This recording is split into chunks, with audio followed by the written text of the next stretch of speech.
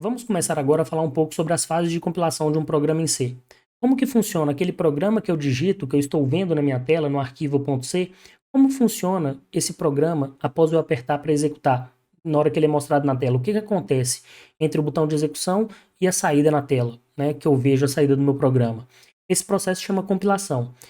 O programa que a gente está vendo, o programa que a gente digita, ele é inteligível para nós, mas não para a máquina. A máquina entende ele e o vê de outra forma.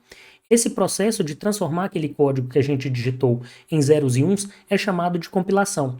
Então esse é o processo de compilar, tá? Transformar aquele código em algo inteligível para a máquina. Tá? Então aí tem vários processos que acontecem. Então quando você está digitando o código em C, lá na sua IDE preferida, né, no VS Code ou no CodeBlocks, na IDE que você quiser, você está vendo uma linguagem de alto nível. Tá? E aí, quando você aperta executar, a primeira etapa que acontece é um pré-processador que transforma essa linguagem de alto nível em uma linguagem de alto nível pura. O que significa isso? Quando você está lá no Hello World, você tem diretivas lá como include, né, que está chamando uma outra biblioteca para o seu programa. Então, o que o compilador, esse pré-processador vai fazer? Ele vai expandir esse arquivo stdio.h para ser usado durante o processo de compilação, porque você está pedindo para usá-lo, para o seu programa usá-lo. Então ele tem que estar disponível durante o processo de compilação para ser usado pelo seu programa. Também você pode definir macros para o seu programa. O que são macros? Macros são diretivas que você usa com a palavra define, a gente vai falar isso mais na frente.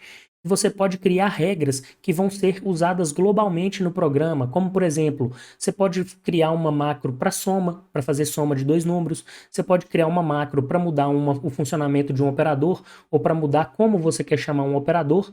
Então, por exemplo, em vez de usar AND com dois E's comerciais, eu quero usar a palavra AND, tá? Literalmente, AND. Então, eu posso fazer isso também com uma macro em C. Então, remover comentários também faz parte do pré-processamento. Então, essa questão de expandir as macros, expandir os arquivos que eu estou incluindo de bibliotecas, isso aí faz parte desse pré-processamento. Então tá lá, é a primeira fase do código, então tem lá remoção de comentários, expansão de macros, expansão dos arquivos incluídos e compilação condicional. Então tudo isso está envolvido aí nessa primeira etapa.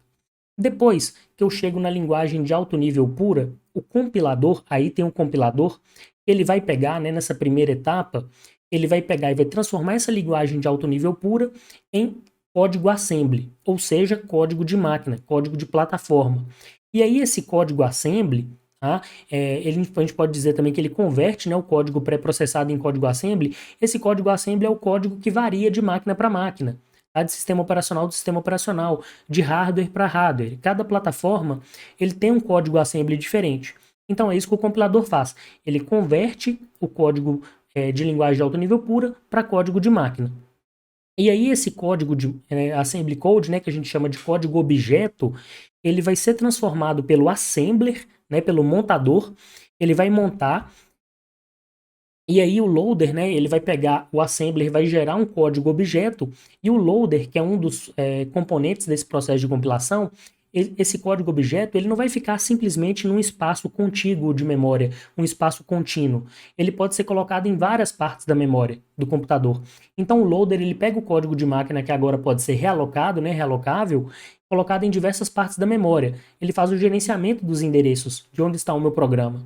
Então o linker, e aí mais uma vez o linker entra, ele carrega trechos de códigos prontos em outros arquivos, que é aquilo que eu falei, no caso lá do printf, quando for feito o pré-processamento, aqui na fase de pré-processamento, o compilador enxerga aquilo ali, quando a linguagem alto nível é passada para a linguagem alto nível pura, aquela linha do printf fica vazia.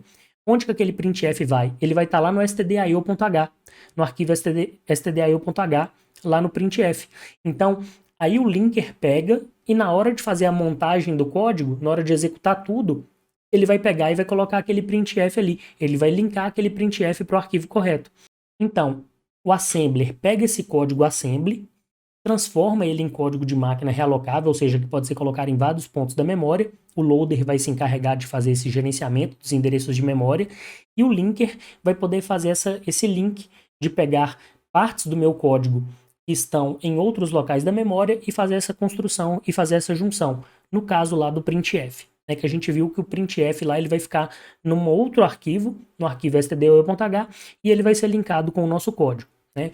Ele vai ser observado dessa forma. E a linguagem, ela nos permite ver o conteúdo de cada arquivo. Isso mesmo, desses arquivos que eu falei aqui. Linguagem de alto nível, que é o nosso, que é o ponto C. Linguagem de alto nível pura, o código assembly, o código de máquina realocável. Tá? Ele permite a gente ver isso tudo. Então, executando esse comando abaixo aqui em Linux, tá? É possível ver todos os arquivos intermediários do processo de compilação. Então, se eu executar esse comando todo aqui, eu vou gerar todos esses arquivos aqui do meu processo de compilação. Ou então também a gente pode usar os comandos separadamente.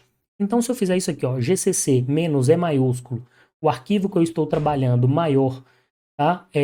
Arquivo.i, eu vou obter isso aqui, ó, tá? Eu vou obter o arquivo.i, que é o quê? Esse primeiro arquivo aqui, com a linguagem de alto nível pura, tá? Com as macros expandidas, com os arquivos de inclusão expandidos, né? Sem comentários. Eu vou ver isso aí. Depois, aqui se eu pegar e fizer gcc -s e passar o arquivo i que eu gerei nessa etapa aqui para esse comando, o que eu vou obter? Eu vou obter um arquivo .s, que é o arquivo já em código